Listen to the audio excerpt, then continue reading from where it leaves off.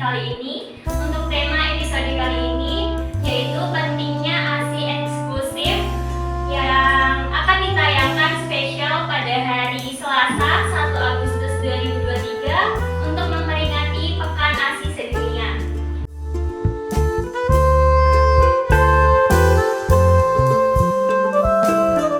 Pada episode kali ini tentu saja saya bersama narasumber kita yaitu Dr. Luluhona, spesialis anak. Halo dokter, selamat pagi. Apa kabarnya dok? Iya, alhamdulillah ya dokter.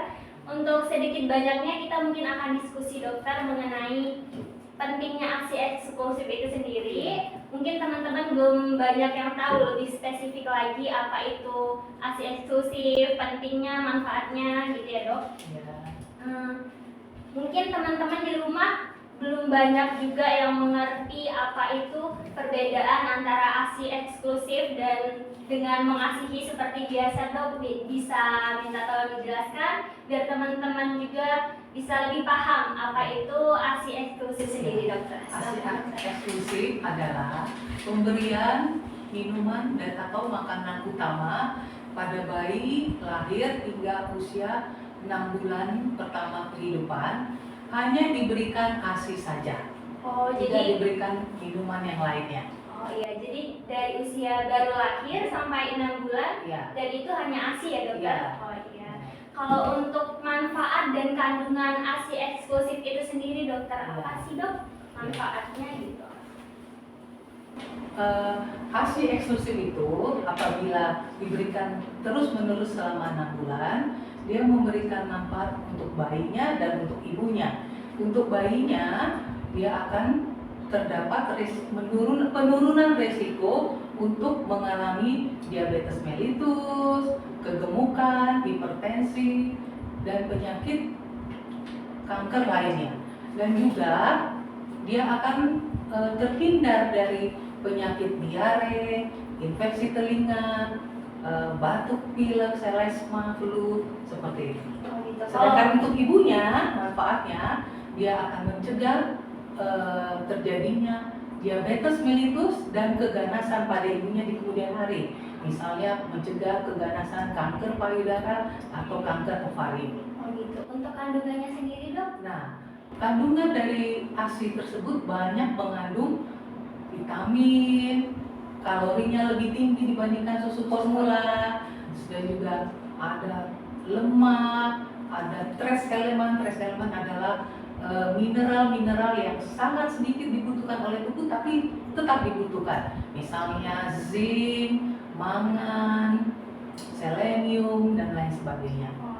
Iya, kalau untuk tanda kalau anak sendiri udah cukup untuk ASI tersebut yang diberikan itu gimana sih dok reaksinya sendiri dari anak tersebut? Iya.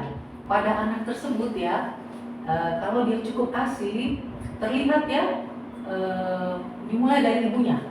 Payudara ibunya mulai terisi, lebih besar, terus lebih hangat, dan kemudian ada tanda kadang-kadang kalau dia sudah penuh dia akan menetes. Nah, terus anaknya menghisap ASI tersebut selama beberapa menit kiri dan kanan, kemudian dia tampak puas dan pada akhir menyusui, biasanya pada payudara kedua dia akan tertidur. Dan juga dari kencingnya frekuensinya lebih dari 6 kali per hari. Dan juga fesesnya akan lebih dari 4 kali per hari, atau kadang-kadang setelah kenyang dia menyusui dia akan berak. Tapi itu tanda normal. Akhirnya begitu dia setelah cukup menyusui, berat badannya pun naik. Oke dokter, kalau kapan sih, mungkin teman-teman belum banyak yang tahu kapan ibu-ibu bisa tahu kalau anaknya ingin menyusui? Nah, ini perlu diperhatikan bahwa bayi ada tanda-tandanya. Pertama, dia akan mengungkapkan tanda saya lapar, yaitu dia mulai menggeliat, tangannya mulai naik ke atas, terus dia mulai ke kiri, ke kanan mencari puting ibunya. Yang kedua, kadang-kadang pula dia memasukkan mulut ke dalam tangan ke mulutnya.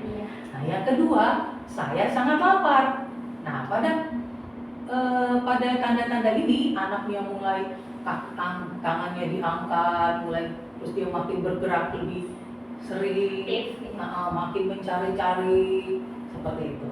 Dan yang terakhir, dia akan mengeluarkan tanda tenangkan saya dan susui saya. Gimana?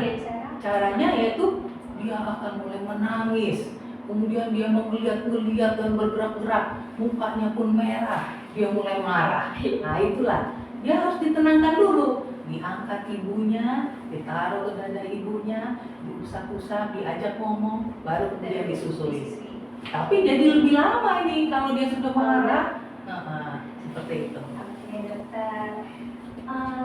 Seberapa sering sih dok ibu-ibu di rumah untuk menyusui gitu dok, biar anaknya terpenuhi? Ya, supaya cukup susunya, terus supaya berat badan bayinya bagus, ibu harus menyusui bayinya 2-3 jam per hari. 2 sampai 3 jam per hari. Jadi kalau dihitung-hitung 8 sampai 12 kali per hari. Jangan hanya cukup 4 kali sehari, terus ibunya mulu, ASI saya kurang, atau berat badan bayi nggak nambah, itu masih salah. Ya. Terus juga bagaimana cara memberi ASI eksklusif yang tepat dokter itu sendiri dengan cara yang pasti kita harus mengajari anak, mengajari ibu-ibu menyusui.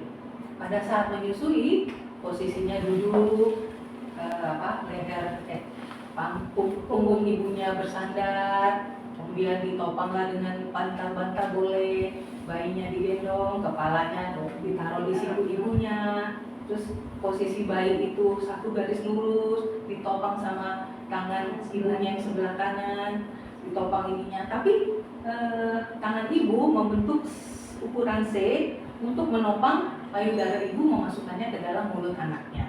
Posisi kepala anak menghadap ibu, tidak boleh terbenam, tapi dagunya menempel pada payudara ibu, mulutnya terlihat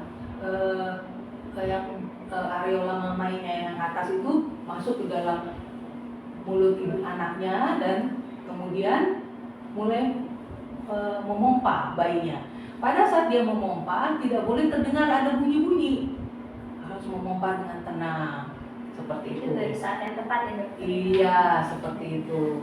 Terus apa boleh ASI eksklusif itu sendiri ditambah dengan susu formula dokter? Nah, ada kondisi-kondisi tertentu di mana diberikan susu formula, yaitu pada bayi yang sakit kan, bayi yang muda, bayi yang sakit, bayi yang demam pada hari pertama, atau terjadi penurunan berat badan lebih dari 10 kilo, itu boleh diberikan susu formula. Tambahan ya dokter? Iya, pada saat dia sakit, seperti itu.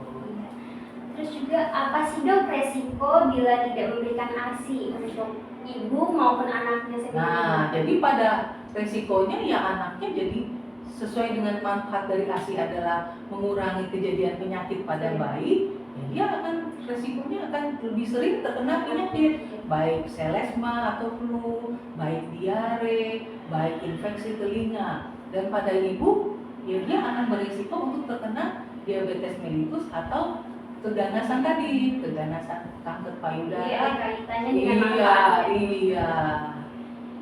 Ya, cukup dokter. Oh, iya. Mungkin itu yang teman-teman belum banyak yang tahu. Iya. Jadi itu tadi